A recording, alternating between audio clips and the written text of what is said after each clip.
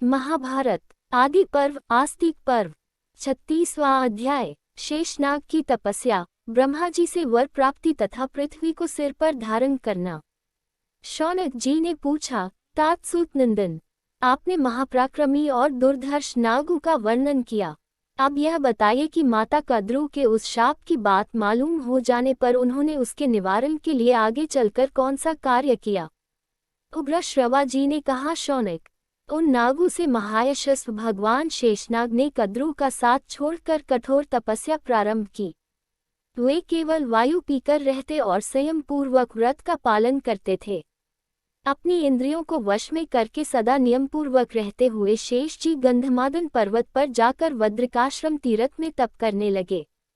तत्पश्चात गोकर्ण, पुष्कर, हिमालय तटवर्ती प्रदेश तथा भिन्न भिन्न पुण्य तीर्थों और देवालयों में जाकर संयम नियम के साथ एकांतवास करने लगे।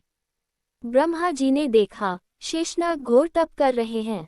उसके शरीर का मांस, त्वचा और नाड़ियां सूख गई हैं। वे सिर पर जटा और शरीर पर वल्कल वस्त्र धारण किए मुनिवृत्ति से रहते हैं। उनमें सच्चा धैर्य है और वे निरंतर तप में संलग्न हैं। यह सब देखकर ब्रह्मा जी उनके पास आए और बोले, शेष, तुम यह क्या कर रहे हो? समस्त प्रजा का कल्याण करो। अंग, इस तीव्र तपस्या के द्वारा तुम संपूर्ण प्रजा वर्ग को संतप्त कर रहे हो।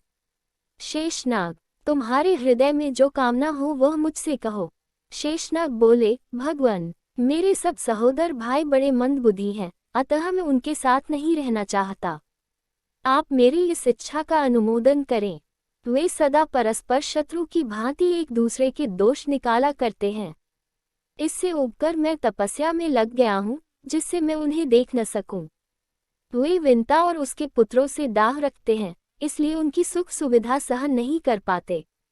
आकाश में विचरने वाले विंता पुत्र गरुड़ भी हमारे दूसरे भाई ही हैं, किंतु वे नाग उनसे भी सदा द्वेष रखते हैं।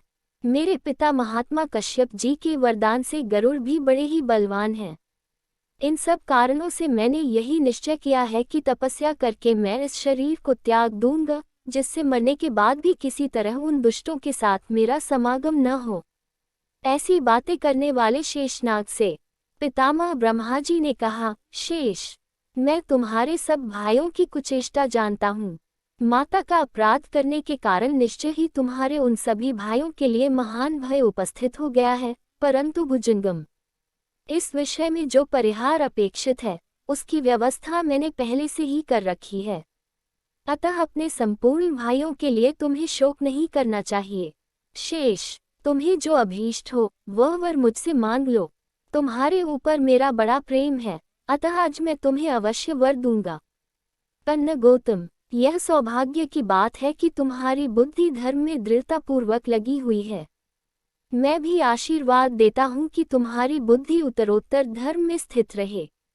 शेष जी ने कहा, देव, पितामह, परमेश्वर, मेरे लिए यही अभीष्ट वर है कि मेरी बुद्धि सदा धर्म, मनोनिग्रह तथा तपस्या में लगी रहे।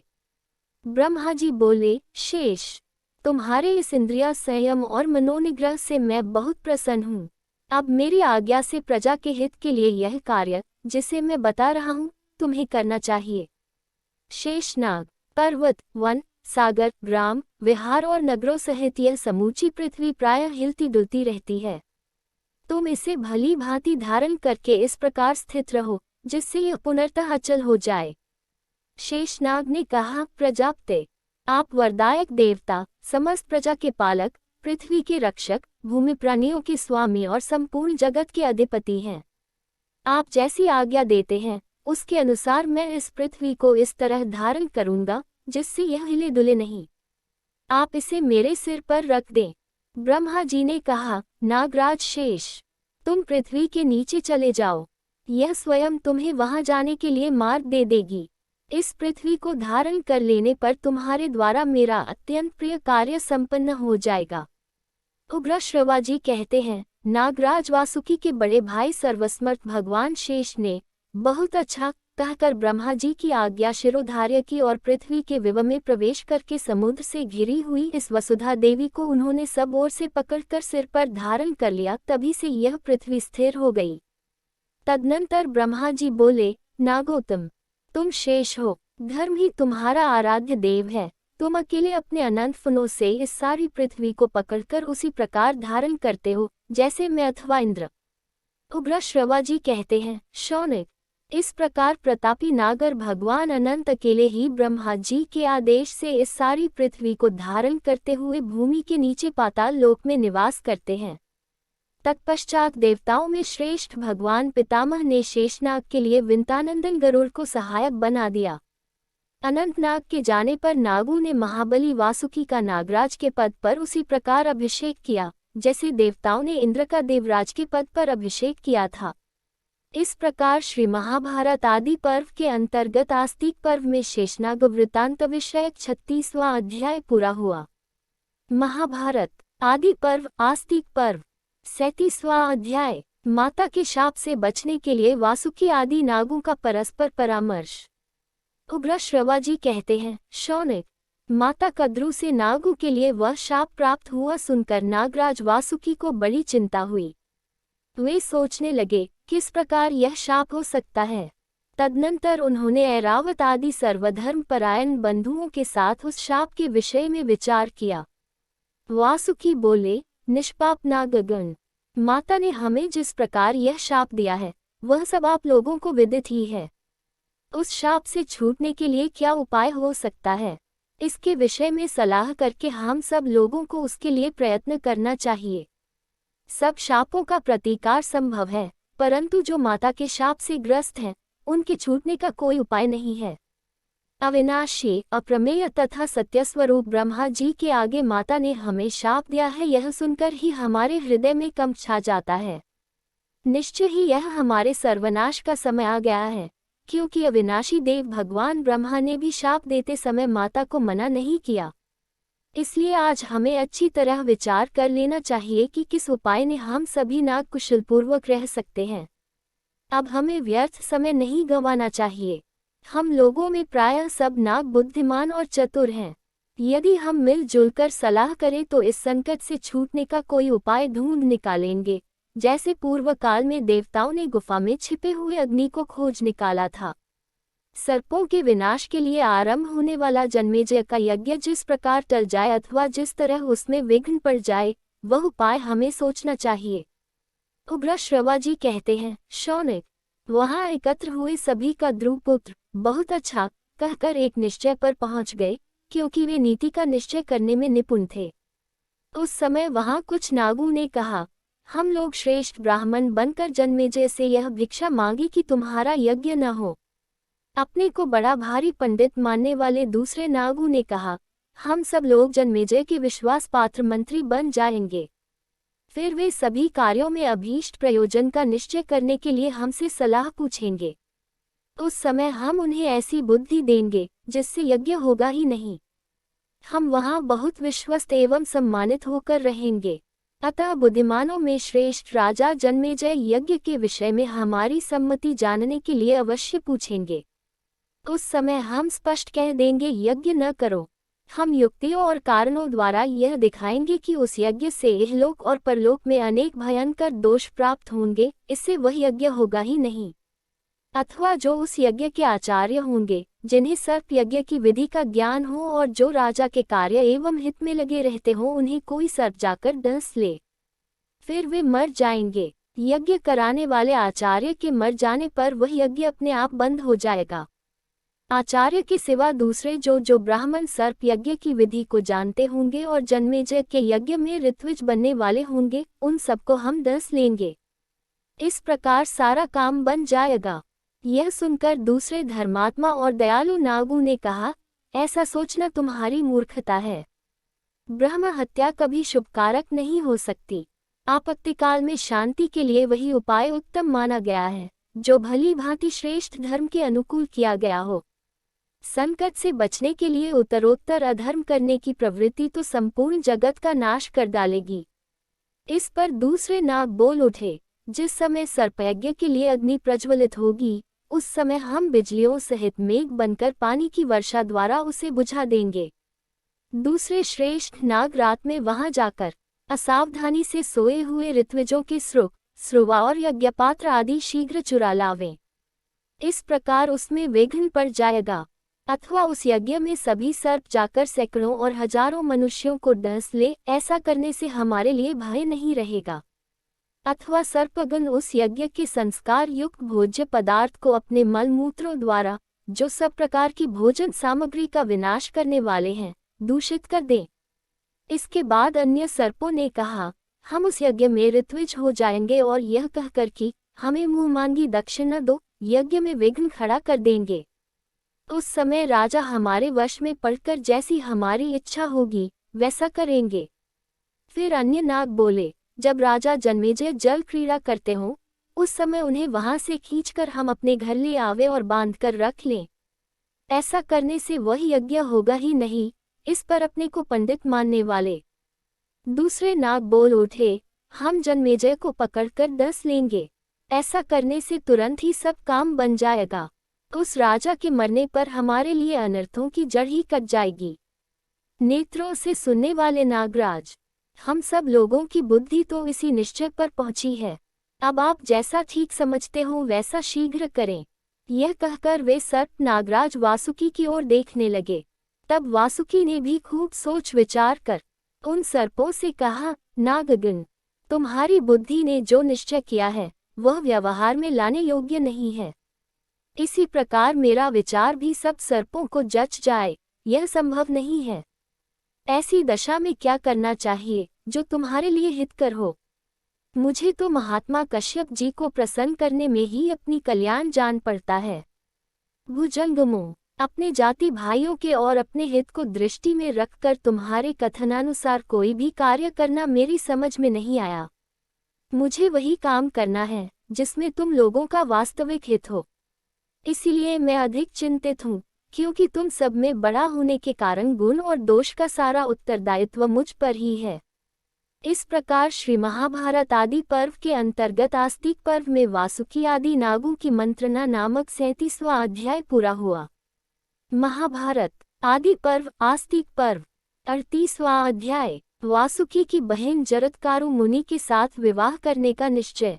उग्र श्रवा जी कहते हैं, शंकर जी, समस्त सर्पों की भिन्न भिन्न राय सुनकर और अंत में वासुकी के वचनों का श्रवण कर अलापत्र नामक नाग ने इस प्रकार कहा, भाइयों, यह संभव नहीं है कि यह यज्ञ न हो तथा पांडववंशी राजा जन्मेजय भी, जिससे हमें महान भय प्राप्त हुआ है, ऐसा नहीं है कि हम उसका कुछ बिगाड़ सकें।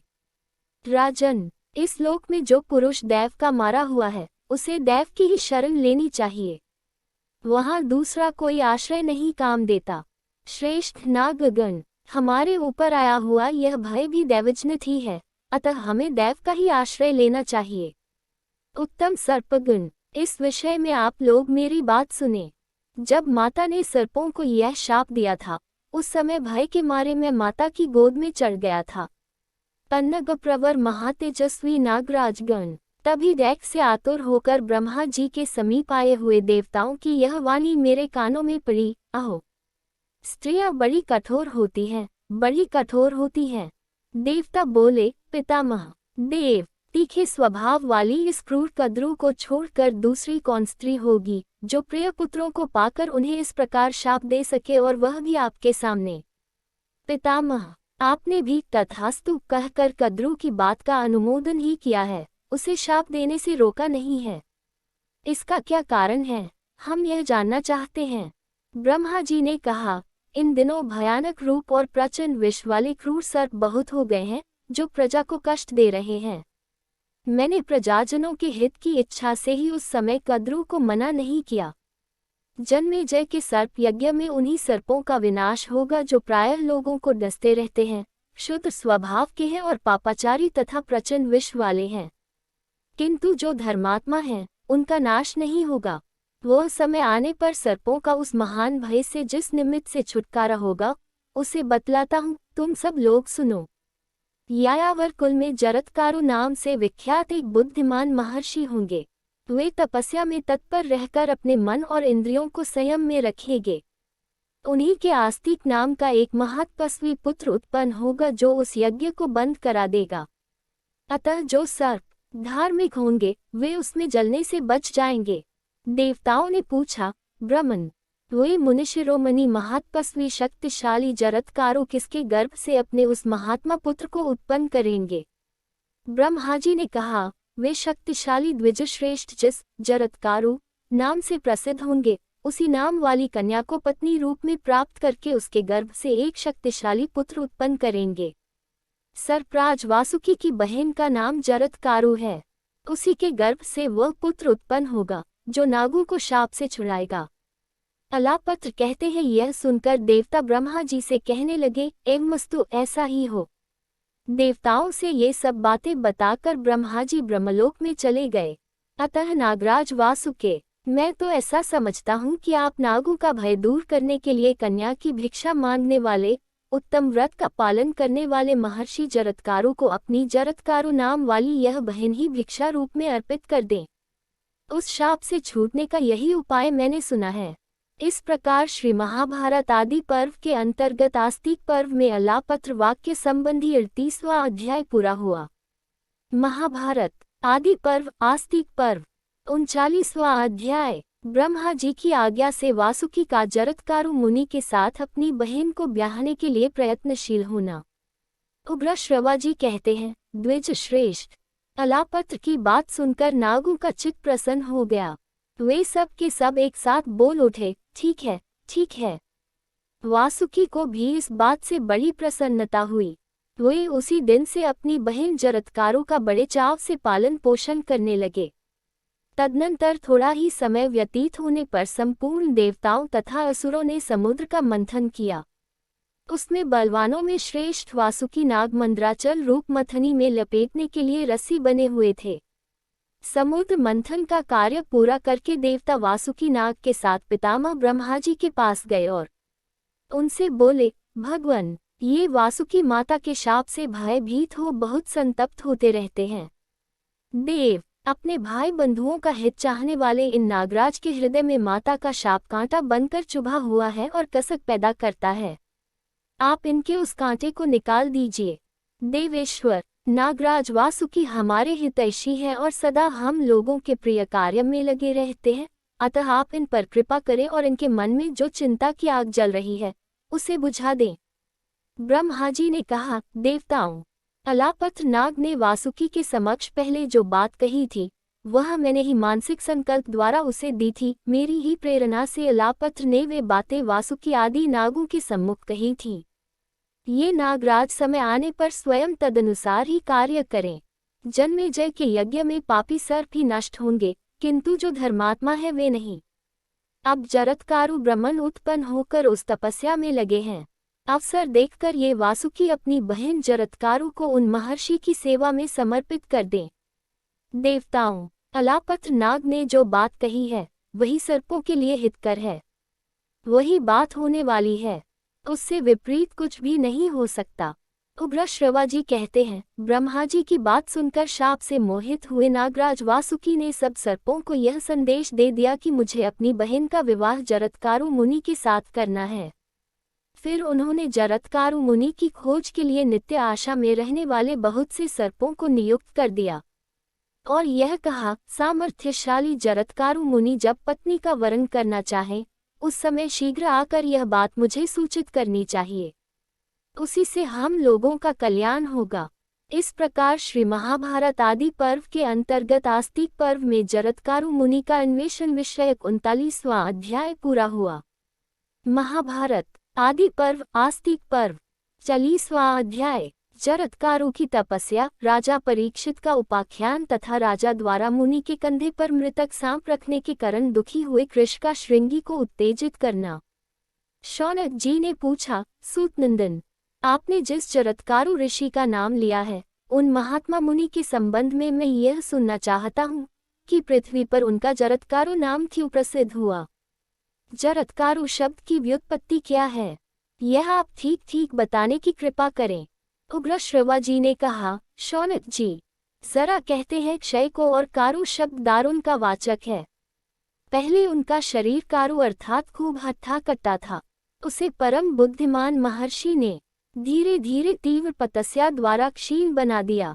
ब्रह्मन इसलिए उनका नाम जरत्कारो पड़ा। वासुकी की बहन के भी जरत्कारो नाम पड़ने का यही कारण था। उग्रश्रवा जी के ऐसा कहने पर धर्मात्मा शौनक उस समय खिलखिलाकर हंस पड़े और फिर उग्रश्रवा जी को संबोधित करके बोले, तुम्हारी बात उचित है। शौनक जी बोले, सूत पुत्र, आपने पहले जो जरत्कारु नाम की व्युत्पत्ति बताई है वह सब मैंने सुन ली। अब मैं यह जानना चाहता हूँ कि आस्तिक मुनि का जन्म किस प्रकार हुआ। शौनक जी का यह वचन सुनकर उग्रश्रवा ने पुराण शास्त्र के अनुसार आस्तिक के जन्म का वृतांत बताया। उग्रश्रवा जी बोले, नागराज वासुकी ने एकाग्रचित हो खूब सोच समझकर सब सर्पों को यह संदेश दे दिया, मुझे अपनी बहन का विवाह जरत्कारु मुनि के साथ करना है।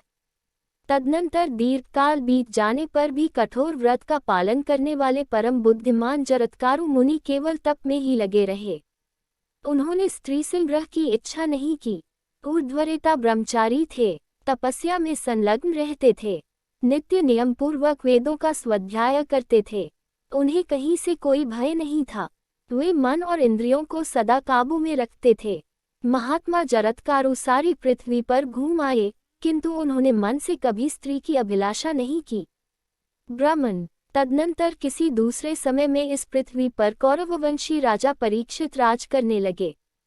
युद्ध में समस्त धनुधारियों में श्रेष्ठ उनके पितामह महाबाहु पांडु जिस प्रकार पूर्वकाल में शिकार खेलने के शौकीन हुए थे, उसी प्रकार राजा परीक्षित भी थे।